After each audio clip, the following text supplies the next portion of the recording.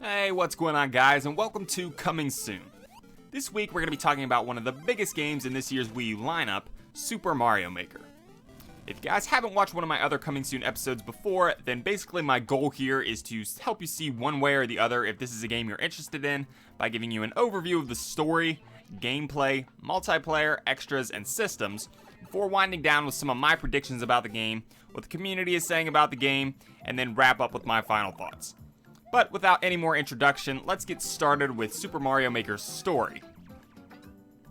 I've seen pretty much nothing for a storyline on this game, which really isn't that surprising considering Mario has never really been much of a story-driven game.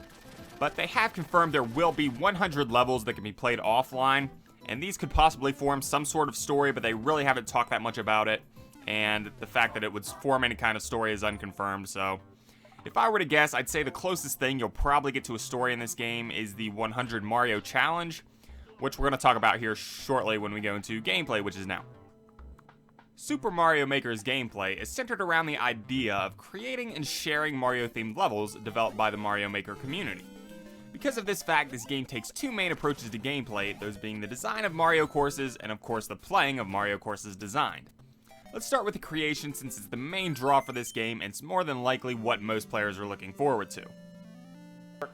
Mario Maker will allow players to create their own 2D Mario levels by allowing them to adjust the length and width of their stages, as well as selecting from one of 4 game styles and currently 6 course styles. These course styles include ground, overworld, underground, underwater, ghost house, airship, and castle level types, which dictate where the level will take place, while the styles affect the era of Mario your level will take place, with the options of Super Mario Bros., Super Mario Bros. 3, Super Mario World, and New Super Mario Bros. U. For the most part, this decision is strictly aesthetic, but there are a few items which are strictly associated with a specific style, which we'll go over in a minute. Level creation will take place with the touch functionality of the Wii U's gamepad, which will work in a drag and drop style.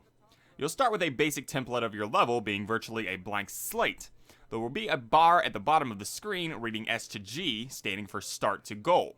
This bar can be dragged to lengthen or shorten the layer of the course you're currently working on at any time. You'll also see in the top left a drop-down menu containing the 4 game styles, and just below that the 6 course styles.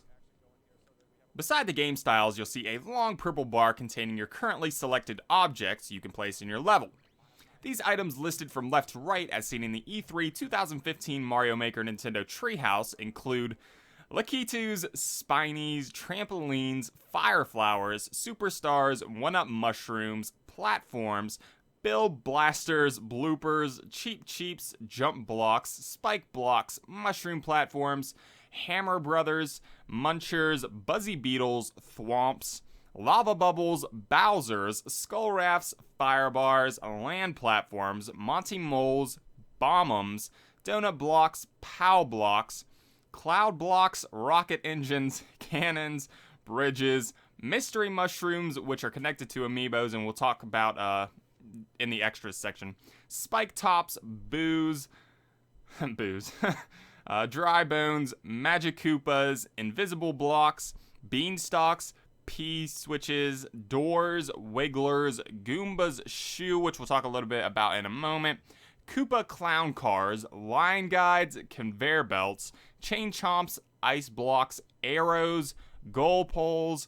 I can't exactly tell that is what that is, but that's what I think it is. I never saw him use it. I couldn't exactly tell. But anyways, grinders, Goombas, Koopa Troopas, Pariah plants, coins, question mark blocks, brick blocks, solid blocks, wings, warp pipes, ground blocks, and super mushrooms. Oh god. Now this may not seem like a ton of customizable objects, but some of these items offer shakeable alternatives to them, as well as combinations of items to create a new element. For example, of something shakeable, you can pick up and shake a Koopa Troopa to transform it from a green shell to a red, or pick up a mushroom platform and shake it to alter the item's color. This can be done with quite a few objects in the game. It's also possible to combine different items into each other, for example, picking up and placing a question mark block and then dragging a Goomba into it, or placing a Lakitu and dragging a superstar onto it to have the enemy drop superstars. As I mentioned earlier, most items are available across the board, but there are a few that are not. These items are limited to a specific game filter. Mystery Mushrooms, Luigi's Mushrooms, and Big Mushrooms are limited to the Super Mario Bros. Game filter and cannot be played in any of the others. Super Leafs are limited to the Super Mario Bros. 3 filter, Cape Feathers to the Super Mario World filter, and Propeller Mushrooms to the new Super Mario Bros. U filter. Goomba's shoes are also limited, but can be used in both the Super Mario Bros. And Super Mario Bros. 3 filter, while Yoshi's eggs are limited to the Super Mario World and new Super Mario Bros. U filters. Each level can also have a sub-level, which is usually arrived at once you've taken a warp pipe or doorway.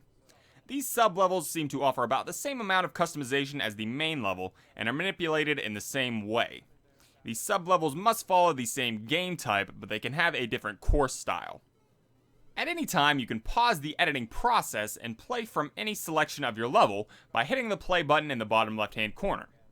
This will allow you to gauge your level's difficulty as well as tweak your design, and to help you with this task is the Mario Trail function. This function will allow you to see exactly how you played through the level once you've gotten back to the editing menu, helping you see where you went wrong.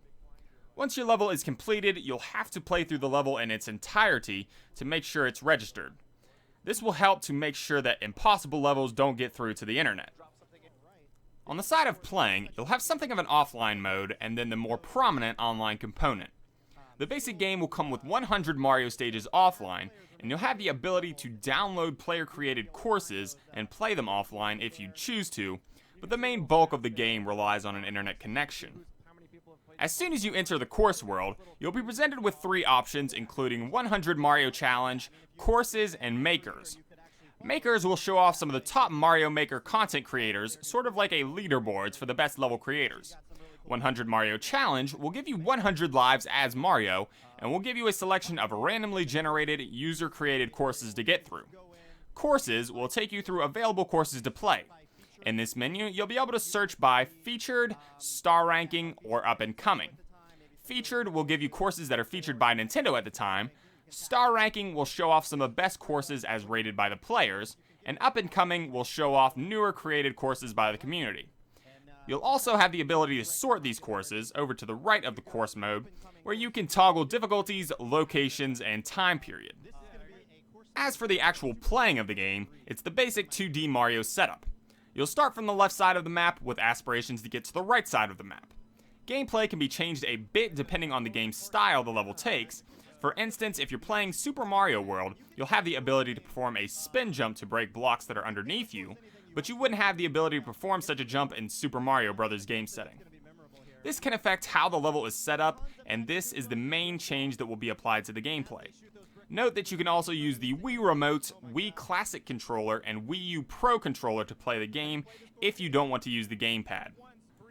Multiplayer is pretty much all but confirmed not to be in the game, with no showing nor mention of it at E3, as well as the interview with Takashi Tezuka, where he states that the multiplayer is unlikely. It seems the closest thing we're going to get to multiplayer in this one is the game's note system. For extras, I'll talk a bit about the amiibo support for the game because that's really the only extra feature that I can think of for it. It was announced that there will be as many as 99 amiibo costumes available for the game, which basically encompasses every amiibo in Nintendo's lineup. It was also confirmed that you will be able to unlock these various costumes without the use of the corresponding amiibos by completing certain objectives, but as to what these objectives entitle have not been revealed. These costumes work similar to the Super Mushroom in terms of gameplay, but instead transforming Mario into the corresponding amiibo characters such as Link or Bowser, and will play sound bites from the corresponding game whenever you do something such as die in the game world. There's also an amiibo specifically designed for Mario Maker, which will give you a big mushroom in the game for level editing purposes, but I don't believe this counts the same as the costumes. Also remember that the mystery mushrooms, as well as the big mushroom, are only available in the Super Mario Bros. Game setting. For systems, this is of course a Mario game, so it will only be available on Nintendo systems. Right now, it's only coming to the Wii U, but it definitely seems like a game that could make an easy transition to the 3DS, but there are no plans for a port that have been announced. It's kind of hard to make any predictions about this game, as there's no confirmed story element that I'm aware of, and the majority of the game is largely up to the fanbase. The only thing I can say based on the gameplay that I've seen is that there seems to be an overuse of enemies instead of interesting level design, in my opinion. Most of the levels that I saw being played had tons of enemies around in a specific location, and you just basically had to find out what the creator wanted you to do in order to get away from this glob of baddies. Of course, that's just what I was thinking, and I saw some levels that seemed a lot better planned out than that, but that's just the biggest negative I saw while watching these various gameplays. I'm hoping there's a bit more emphasis on the platforming problems that this game can give you, rather than just bowling giant green Koopa shells into walls of Goombas. But that's mostly up to the community. As for what the community is saying, it's surprisingly more mixed than I was thinking it would be. There are people upset that you can't link levels together through some sort of overworld mechanic like in Super Mario World. There are people who are calling it a ripoff of Little Big Planet. People upset that this is a full-priced game where the community is the one that's basically in charge of creating the content. People upset that the game's approach to amiibos. And then you have the people who are obviously very excited about the game and want a hand at trying their own Mario levels. So to wrap this up, I'll kind of give you guys my final thoughts about the game. I'm personally coming into this a bit biased since one of my first games I ever played was Super Mario Bros. For the NES when I was very young. Then when I got a little older and finally got my hands on Super Mario World, I absolutely loved that game and played the hell out of it. Now, this game comes along and allows you to create levels in the same style as the Mario classics. That's pretty much nostalgic gold, and I can't wait to see what I can do with that. If you grew up with Mario, then you're probably thinking very similar to me. If, however, you did not grow up with Mario and really haven't been that big into Nintendo lately, then I can see how this one really wouldn't appeal to you that much. But for me, I'm looking forward to it. Alright guys, and that is pretty much all I have to say on Super Mario Maker. The game will be releasing on September the 11th, and I hope I was able to help you decide a little bit better on if you're interested in picking this one up or not. The next game I had planned on doing this with was Mighty No. 9, which was scheduled for September 15th, but due to a recent announcement of its delay, I guess I'm going to have to wait on that one. I could do an episode for something like Blood Bowl 2, which comes out on the 22nd of September, but I only have a very small interest in that, so it's not one I'm going to do unless you guys are interested in that. The next one I'm doing for sure is Tony Hawk's Pro Skater 5, which doesn't come out until September 29th, so the episode wouldn't be up until the end of the month. But let me know what you guys think. Thank you for watching this video. I hope you enjoyed. Don't forget to like, comment, and subscribe. And I hope to see you in my next video.